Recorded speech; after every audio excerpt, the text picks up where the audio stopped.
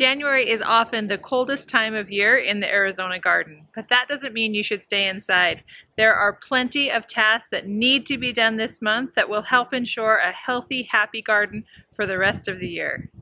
If we haven't met before, my name's Angela from Growing in the Garden, and I love to share garden inspiration and helpful tips so you can be successful growing your own garden. Believe it or not, January is a time of plentiful harvests in the Arizona garden. Fall and monsoon plantings are yielding delicious fruits, including lots and lots of greens. My favorite part about the winter garden is the ability to come outside and just harvest exactly what I need for dinner that day. Nothing goes bad in the bottom of your fridge.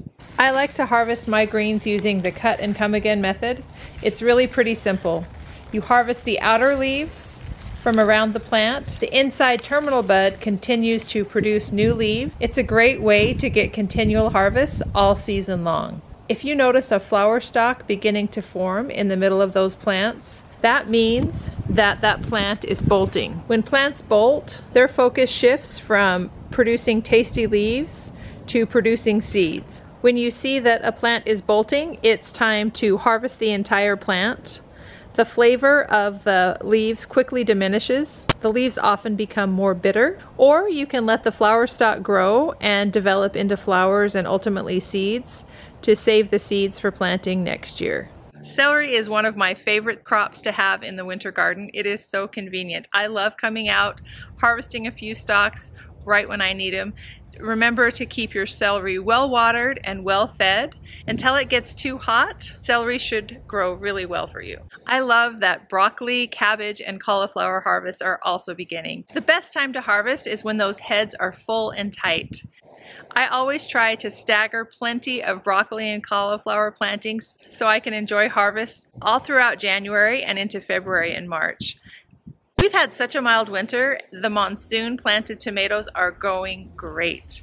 They take a little bit longer to ripen in the cooler temperatures, so I like to pick those tomatoes when they get the very first flush of color, when they just start to turn from green to red or yellow, and bring them inside and put them upside down. Picking them when you see that first flush of color prevents the birds from getting them, and they ripen up really well right inside. Because we've had such a mild winter, my peppers are also still producing really well. I've got nice sized big peppers, and again, I'm not doing a big harvest of peppers, I'm just coming out, harvesting what I need for each day, and it really can't be beat. So much goodness coming out of the garden right now. So let's talk about some of the tasks that need to be done in the garden this month. If you're growing asparagus, you may have noticed that those fronds that have been growing all throughout the summer are beginning to yellow as those roots go dormant. That is exactly what we want to have happen. January is the perfect time to cut those fronds back and add a thick layer of compost.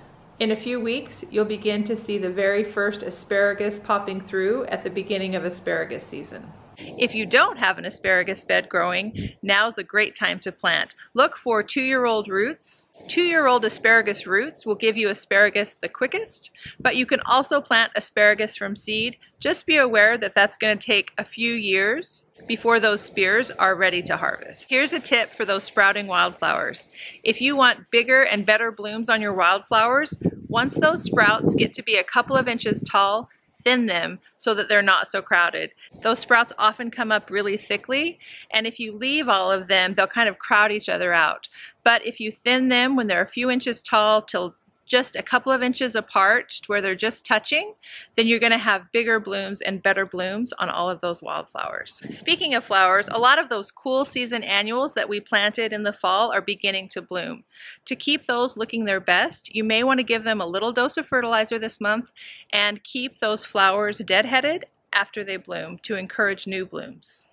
If you have deciduous fruit trees growing in your landscape, there are a few important tasks that need to be done this month.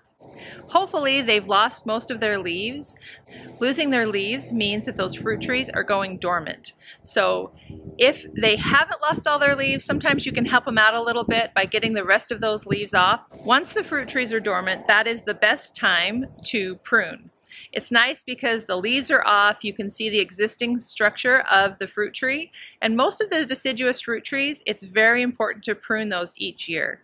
And pruning can be tricky. It's really best to read and watch videos and learn all you can about pruning your particular type of fruit tree in the particular year that it's growing. During the month of January, it's also a great time to apply horticultural oil or neem oil to those dormant fruit trees. That gives them a little added boost of protection. January is also the time to give those dormant fruit trees an application of organic fertilizer. Water well before and after you apply that fertilizer. If you'd like to add more fruit trees to your landscape, January is also a great time to add some of those deciduous fruit trees. One important factor in choosing which fruit tree to plant is the number of chill hours. For here in the low desert, choose a fruit tree that requires less than 400 chill hours. Head to my blog, I list several of my favorite types of fruit trees to grow. And when you're planting your fruit tree, make sure that you give that fruit tree enough room. It's easy to underestimate the size of these trees when we plant, but for the healthiest plant and the happiest plant, make sure you have enough room for your desired fruit tree. Look for dwarf varieties. Dwarf varieties are often on dwarf rootstock that keeps the tree from growing larger, and the fruit is still the same sized fruit, but the actual tree won't get quite as large. Those are often the best choice for the home garden landscape. January is when citrus harvests are really going strong. The best way to tell if your citrus is ripe, pick one and try it. Hopefully you've got plenty on the tree, and give one a try. They're not going to ripen anymore once you pick those citrus, and usually you have about a 2 or 3 week window of when you can harvest that citrus. If you notice that the fruits are getting soft, that means they're getting past their prime, and you're going to want to get all of those fruits off the tree as soon as possible. Speaking of citrus, January is a great time to plan for which type of citrus you want to plant. There's often citrus clinics and citrus tasting events where you can sample different types of citrus. Planting a citrus tree is a big investment of time and money. That tree is going to be in your landscape for a long time and produce hundreds of pounds of fruits. So it is worth trying the type of fruit that you want to plant before you plant it to make sure that you enjoy eating that type of fruit. February and March are one of the biggest planting times here in the low desert. If you didn't start seeds for peppers and tomatoes, ground cherries and eggplants last month, January is a great time to start those seeds indoors. If you're not comfortable starting seeds indoors, that's okay. Most nurseries will have transplants for those things, but if you want to start seeds indoors or you want to try different varieties than are available in the nurseries, this is a great month to get those seeds started indoors. Speaking of seeds, January is definitely seed catalog season. It's so fun to thumb through and make plans for the upcoming season. Spend some time thinking about your garden and planning what you would like to plant in your garden. The time for planting sweet potatoes is in March, but the time to prepare to plant sweet potatoes is now. January is a great month to start sprouting those sweet potatoes and preparing the slips for planting in March. There's a couple of things that you need to do in January for your roses. First off, if you don't have roses or you want to add more roses, then January is a great time to plant those bare root roses. You'll see them available online and in local nurseries, and January is the time to plant. January is also the time of year that you do the heavy pruning of your roses. So those are both the tasks that need to be done during the month of January if you are growing roses or if you would like to grow roses. If you haven't added strawberries to your garden yet this year, January is the last month to get those in the ground to give them enough time to develop their roots before the heat of the summer comes. If you like having succulents in your landscape, January is also a good time to propagate those succulents so that they have time to root before the heat of the summer.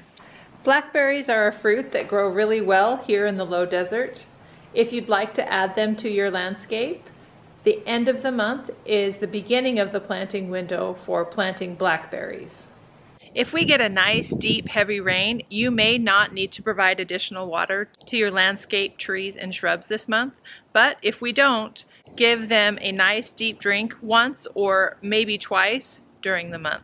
We may still get a frost event or two during the month of January. Have burlap or frost cloth on hand and keep an eye on those temperatures. If temperatures are expected to go below 35 degrees in your area, cover the frost-sensitive plants, especially if you're overwintering things like tomatoes and peppers. It's important to cover those to get those through those frost events. If you need more information about which plants to cover and how to protect your garden during a freeze, I have a post on my blog and also a YouTube video with a lot of detail and helpful information to help your garden make it through the coldest nights of the year. The month of January is often the time when many trees lose their leaves. Bag up all those leaves, add them to your compost, let them decompose and add it as leaf mulch to your garden. There are plenty of herbs that we can plant in the low desert garden in January, and here's a list of my favorites. To plant from seed, borage. The herbs that do best planted from seed or transplant are calendula, chamomile, chives, parsley, cilantro, dill, fennel, and garlic chives. Lavender, rosemary, and thyme all do best planted from transplant. The vegetables to plant from seed this month are carrots, green onions, peas, radishes, and turnips. Vegetables that do best planted from seed or transplant are beets, leek, and Swiss chard. The transplants to add to your garden this month are artichokes, asparagus, broccoli, cabbage, cauliflower, kohlrabi, lettuce, onions, and strawberries. This month is also a great month to plant potatoes, and you plant potatoes from, of course, potatoes. There's also several flowers that you can add to your garden this month. Here are a few of my favorites. Alyssum, carnation, dianthus, gaillardia, geranium, larkspur, nasturtium, pansies, petunia, poppy, rudbeckia, stock, strawflower, sweet pea, and verbena. So now you know what I'll be doing in my garden during the month of January. Hopefully you came away with a few ideas of tasks that you can do or things that you're going to plant. Have a great month, and thank you so much for watching.